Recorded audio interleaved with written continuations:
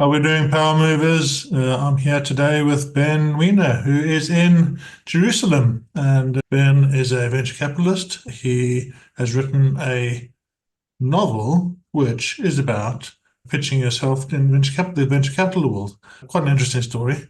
So I'll let you introduce yourself, Ben, and let's dig into your story of how people should raise money, but more importantly, yeah, how you get to be where you are. Okay, thanks, Roy. Thanks for giving me the opportunity. We had a great conversation when we talked a couple of weeks ago, and I'm very impressed with your personal story. So I think there's a lot of overlap between some of the trials and tribulations that I talk about in this fictional story and a lot of what we go through in real life as entrepreneurs and creative people. So the short story is that, as you said, I'm a venture capitalist, or I tell people I'm a professional investor and an unprofessional author. So the book I wrote as a labor of love or a hobby project to try to teach something about pitching that, frankly, I could have taught in a 1,000 word blog post, but instead decided to teach in a 250-page novel. It was fun to write a story about this poor guy who is what very well meaning, has an interesting idea for his startup, but very quickly we realize that he's in big trouble. Like he's making a lot of the mistakes that classical entrepreneurs make, but in his case, those basic mistakes go to a very wild extreme, and he can't pitch his startup to save his life until he actually needs to pitch his startup to save his life. And it's a teaching tool to teach bad pitch, good pitch. Like he starts, it's always the same company, it's the same technology that he's trying to present to investors. In the beginning, it's not working for him, and things go off the rails very quickly.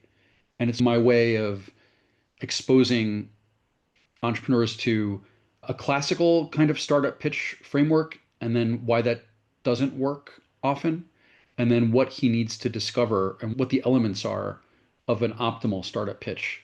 And not to give away the ending because the ending has plenty of twists anyway, but clearly at some point deep into the story he finds out or discovers through what he goes through, he finds this framework that I'm trying to teach.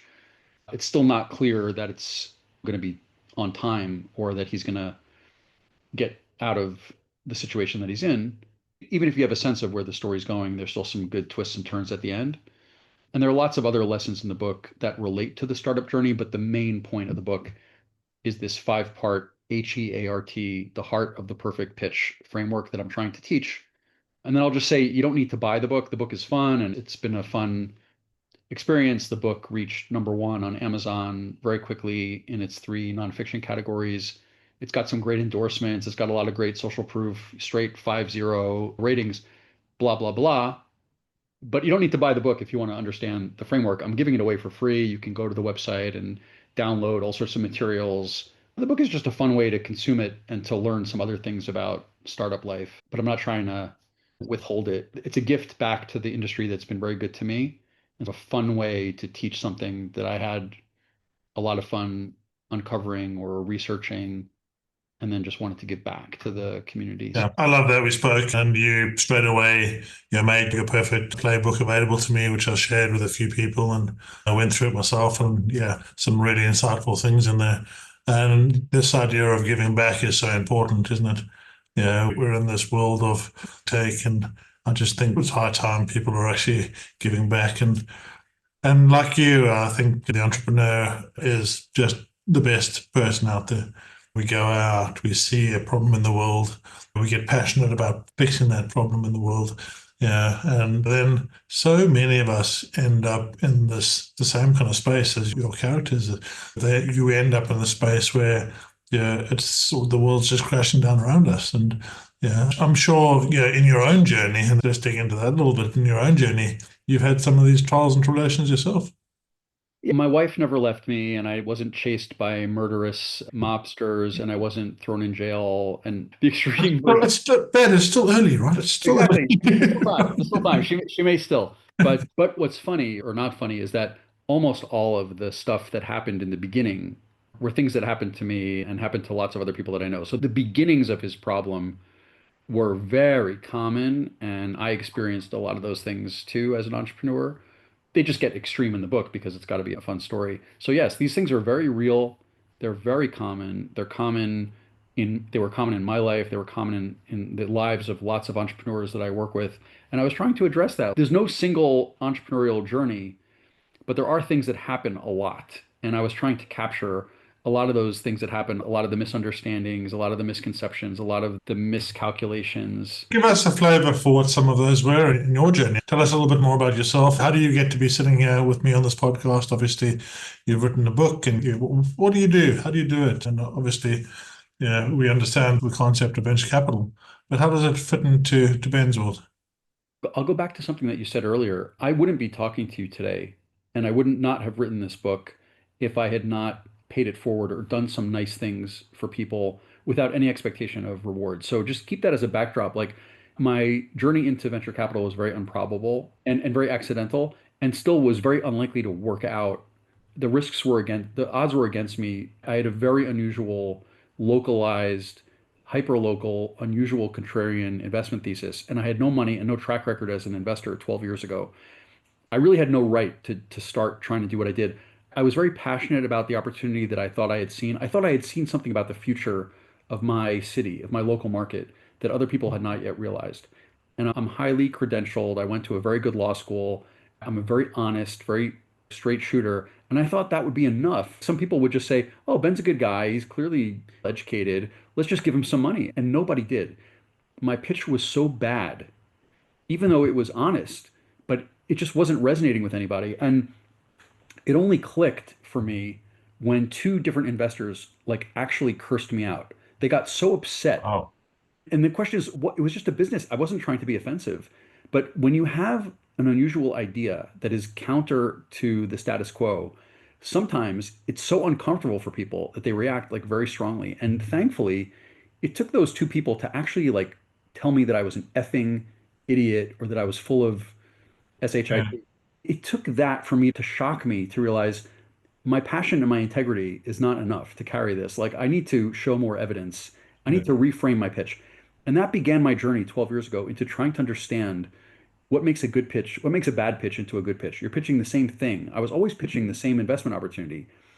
But once I reframed it for investors the way they wanted to hear it, with the structure that they wanted, things started to click and I was able to get the fund off the ground. And by the way, that first fund that I had so much difficulty in raising 12 years ago ended up investing in a company that was named by the president. I'm not making this up. That was named by the president of the United States as the most promising startup in the world. And that startup, called Breezometer, ended up being acquired by Google a couple of years ago for hundreds of millions of dollars. And I was on my way to success in the most improbable of locations and investment theses.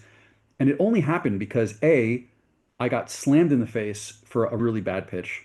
I then went to work studying pitching and like beginning to understand what the structure of a good pitch is. And that led me to write this book, which became #1 on Amazon. So the whole thing was so crazy that my failures were what caused me to work hard and understand how to be successful. And so, had I not gone through those trials, I don't think I'd be where I am today. And therefore, the book and all this work is just a way of very sincerely giving back to the industry, saying, thank you for allowing me to figure this out. And I want to give this back to other entrepreneurs so that they can have an easier time trying to do what they're doing. So that's a roundabout way of how A, I got into venture capital, B, how I was successful in getting it off the ground when it was unlikely to succeed, and C, how Can you tell us what that idea was? I'm intrigued now. the idea what I moved, I'm from the US. You can hear from my accent. I'm not from Israel. I moved to this country years ago as a lawyer. And now I'm a venture capitalist. Like I'm a stranger in a strange land investing in Israeli startup companies that are from my city, from Jerusalem. I invest only in one city, which is very unusual. And that city had really underperformed for a long time. And I just had seen some change in the local environment 13 years ago. I was just lucky to stumble into some meetups and said, hey, I think this is big enough that somebody could build a small fund around this unique opportunity and just try to own it before anybody else realizes. Everybody else, it's a tiny little country, but most of the opportunities are in Tel Aviv and most of the all of the investors are there, almost all. And my thesis was the arbitrage of most to all, saying most of the opportunities are there, but almost all the attention is there. And in that gap, in the few opportunities that there are in my city, I could probably scoop them and find them before other people see them. That was the thesis. Most people Mhm. thought that was completely ridiculous. My best friend told me, just stop trying to raise money for this thing. Just go get a job. It's never gonna work. Nobody's gonna give you money. And until those two investors actually cursed me out, I realized that he was right. Like I just wasn't pitching it properly, but I still believed that there was an opportunity. And then, like I said, I restructured the pitch and was able to click with a couple of investors. So that's what I do on a daily basis. I just sit in my city and invest in a handful of the best startups that come out of this ecosystem. But the writing is meant for everybody around the world. Like the writing about startup methodology are things that I've learned that I think apply everywhere. And I've started to teach this framework around the world, even though I learned it like on the ground here in one country. I think it applies like broadly. And Amazing. the book itself is set in the United States. So even though I live in another country, the entire story takes place in New Jersey, but it really could apply anywhere in the world. I love that honest approach. You go through your own experiences, and when you go through your own experiences, that's what shapes you. That's what actually, yeah. And if you're an entrepreneur, I think you end up having the gumption to carry on and to really keep on pushing and keep on pushing and keep on pushing. Yeah. And if you don't keep on pushing, you don't make it past the starting gates. Yeah. It's so easy to fall back into that. I'll just go and get a job. And yeah, entrepreneurs don't.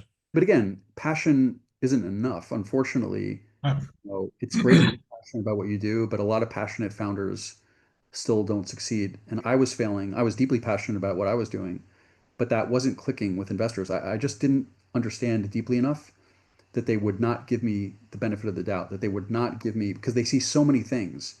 They're wired to be skeptical and try to find the red flags in what you're saying. And I Yeah. was making that too easy for them. So I needed to front load my pitch with lots of other evidence or lots of other claims before I even told them what it was that I was trying to do. I needed to set the stage for the problem and bring evidence about the opportunity and then hit them with what I wanted to do about it rather than just right away blasting them with my great idea and how I was going to do it. The metaphor I always use is it's like the train, you're the entrepreneur, you're driving the train. You start off at the station, you quickly zoom out of the station, and you're off and running, but the investors are still back on the platform, like still wondering about all these questions, and you don't realize that they're not on the train with you. So you're just off and running with your pitch, but they're still back with all these Yeah. linked questions. So you have to address those questions or those objections before you rattle off all the amazing things that you want to do. That's just the beginning of the framework, but that was a big part of, I think, a fatal mistake that a lot of people make when they're pitching something that they're passionate about. They don't realize that the people that are listening to them usually don't share that passion right away. And you said, I think one of the statistics was something like 82% of investors say that the pitches are letting people down. Is that yeah? Yeah, we did a survey before I wrote the book. I just was questioning myself all the time. Maybe it's me. Maybe I'm a bozo and I don't like these pitches, but maybe other investors don't find them problematic. So we did a survey around 2020 of other VCs around the world and it was anonymized so that they knew that we didn't know who they were.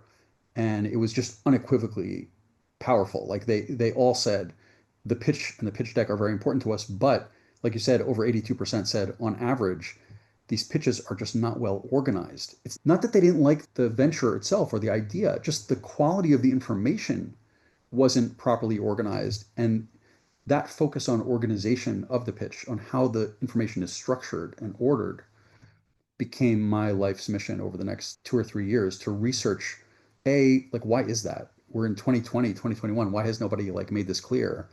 Why is there so much confusion? And then B, okay, then what is there a such thing as a framework that can apply to whether you have a medical device startup or a software startup or an AI startup? Is there one single framework? Is there an optimal framework to structure your pitch? And I believe that the answer is generally yes.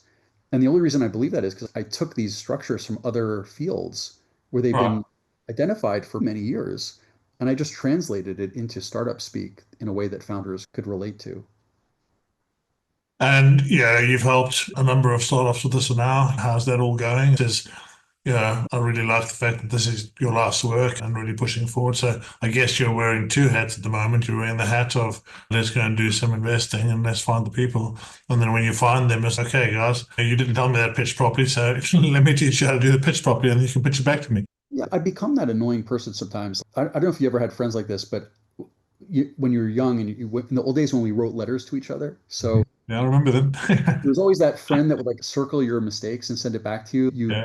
You didn't capitalize this. So I feel like I'm that guy with startup pitches. Like people will pitch their startups to me and I'll send back, like, I really think that you should reorder it and please see my playbook and just use this. It's going to be better. Some people appreciate it. Some people find that incredibly annoying, but I'm really just trying to be helpful. The people that have used it, the most important feedback for me, I'm super happy that the book hit number 1 on Amazon. It's ego, from an ego point of view, that's a great day, but that's very fleeting. I'm really happy that the book has straight 5.0 reviews on Amazon. At some point, somebody will give it a 4, but so far it's been straight fives. That's also amazing. That's not why I did it. I'm not trying to make money off the book. I'm giving the proceeds to charity. Why did I do it? I did it because I want to get that feedback, which I've gotten a few times from an entrepreneur who said, "Oh my gosh, I used your framework and I raised money." Or I used the framework and I found that I was more in control. I felt power of control over my pitch. I felt comfortable with it in a way that I had never felt before. That's why I did the work. Yeah. And that's worth more to me than any review or sales figures or anything like that. Again, it was a way of giving back to the industry. And that's the result that I wanted. I wanted, even if one person, I felt if I put out this book and even one person says to me, "Oh my God, this helped me raise my round," then it was worth it. And thankfully, in a few months, I've already gotten a few of those, both within my orbit of people that I know and even strangers who I've heard from. So that is by far the most important feedback that I've gotten, and I look forward to many more of those positive pieces of feedback. And when you're going out, you're doing podcasts, you're doing what else are you doing in this education space to really help people? And where do you find them? It's a, yeah, there's business shows, there's all these kind of things that obviously are melting pots, but what's working for you at the moment?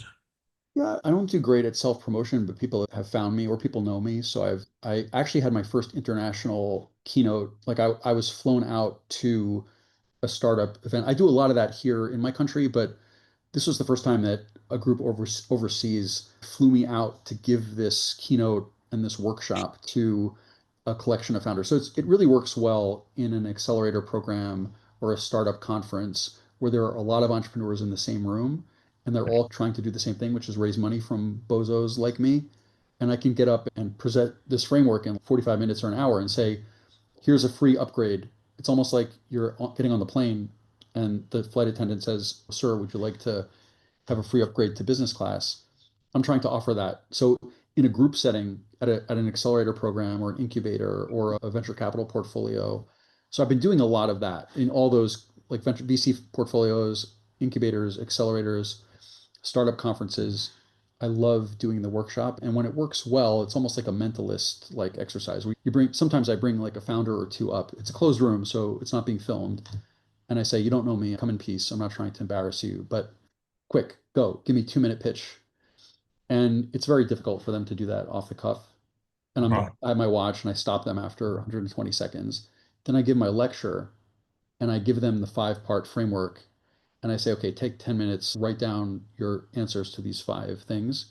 And now get up and do it again. Just read what you have." And it's transformative. Like it's just it's the same person who just did it an hour before. It's the Yeah. same company. But suddenly everyone like picks their heads up. It's like, how did you do that?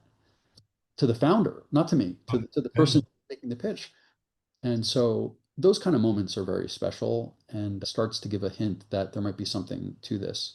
I can explain like the research behind it and why it works so well. There's years of research behind it, but I've Right. distilled it down to these 5 things that I think really are the pressure points that work best with a typical investor. Can you give us a flavor for those if that's, yeah? I can just rattle them off. So it's a 5 part framework that I call the HEART, HEART. It's an acronym. So the HEART of the perfect pitch.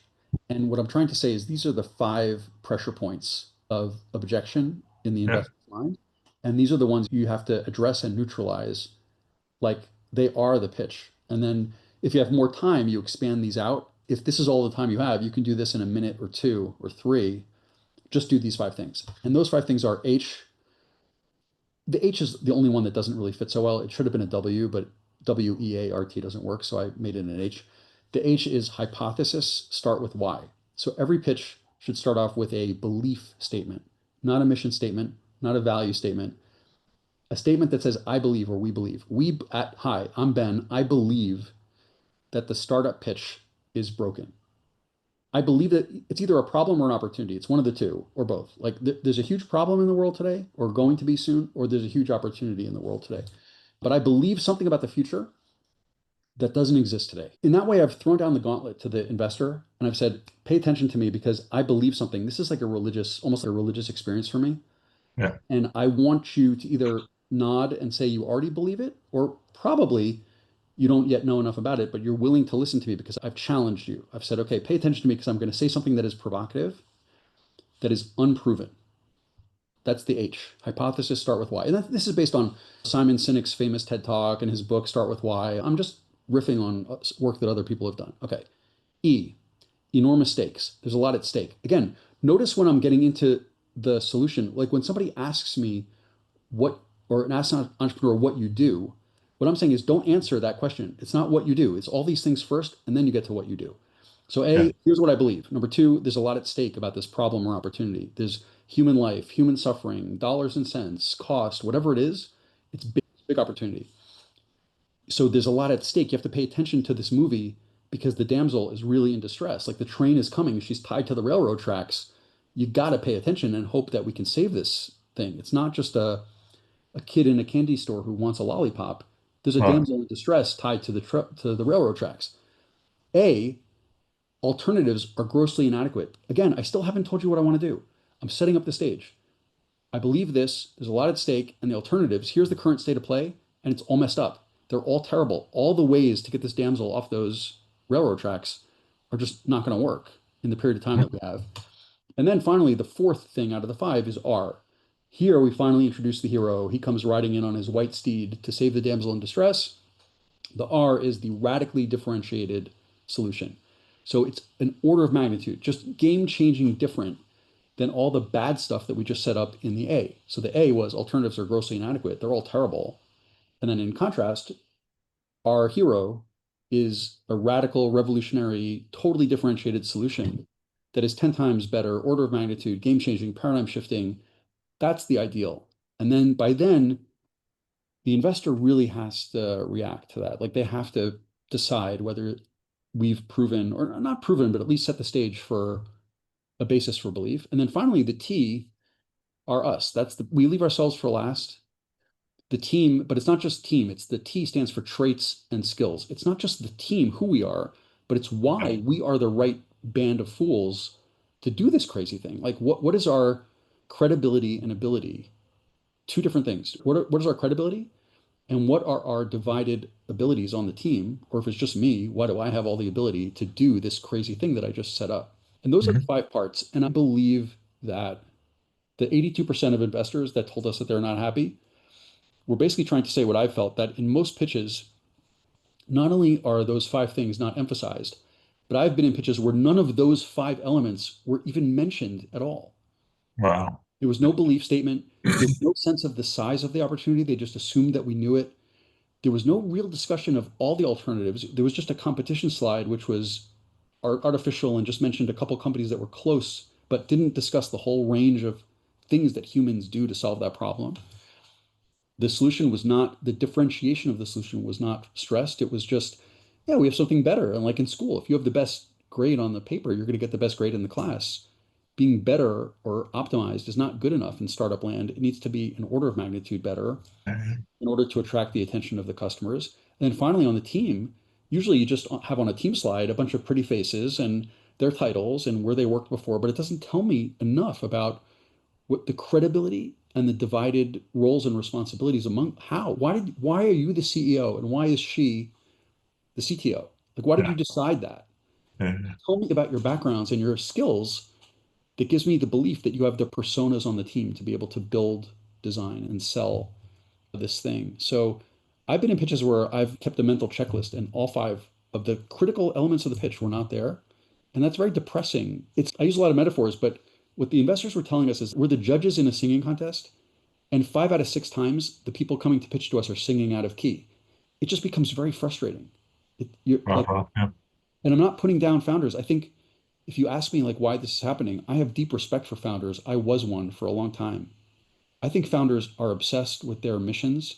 They're obsessed with their products. They're obsessed with the thing that they want to do. And they're just very focused on that. They're not focused on the stupid pitch deck to bozos like me that need to give them money. And so they just throw a bunch of things on the deck and they figure if they were invited into the meeting, the investor is smart enough to figure out what they have. And many of us are really busy and we're not wired to do that extra work. We're actually wired to find a reason to say no and move on because we're going to invest in one or two out of 100 things that we see.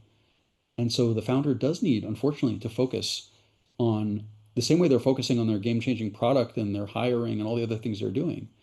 They need to focus on the optimal way to present that information to bozos like me. And I've given them the framework to say, here, use this, and it's just going to be easier for us to digest it. It's going to work with the way our brains work, and you'll have a better chance of connecting with us. I think that's quite an important kind of point there. Founders, we get so caught in the business that we end up not working on the business enough. It's almost the same element at play here. A big piece that I teach is the business operating system world, EOS, BOS, 90, all of these things. And we get stuck in that, okay, let's just get it done. And I'm doing 14 hours a day and 7 days a week and just keep on going because I've got to get this over the line. I've got to get the solution done. I've got to get the client happy. I've got to keep the staff and get new staff in. And yeah, it doesn't need to be that hard. If you just have a framework, like you're saying, yeah, and you can make your life easier. Why not do that? Yeah, amazing. Yeah, yeah. Stepping forward, where do you see this going for you? How do you see this evolving into better things? Is there a speaking career, yeah, coming forward? Is there a training career? Yeah. What are you thinking? This is a side project and it's a labor of love for me. Like I said, I'm very happy making my living as a venture capitalist, and that's what I do from what I tell people is 120% of my time is on my venture capital stuff. And so the other 30% is on this book.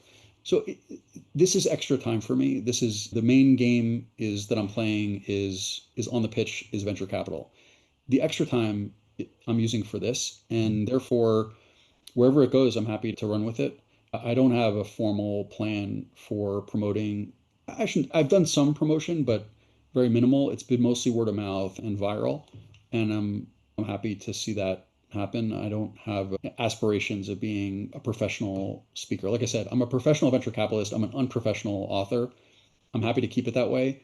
I love speaking about it. I love being invited to groups to present Yeah. it. It's fun to see the looks on their faces and get the reactions from them because it's entertaining, but it's also very enlightening. It's an eye-opening realization for them when they see how it works.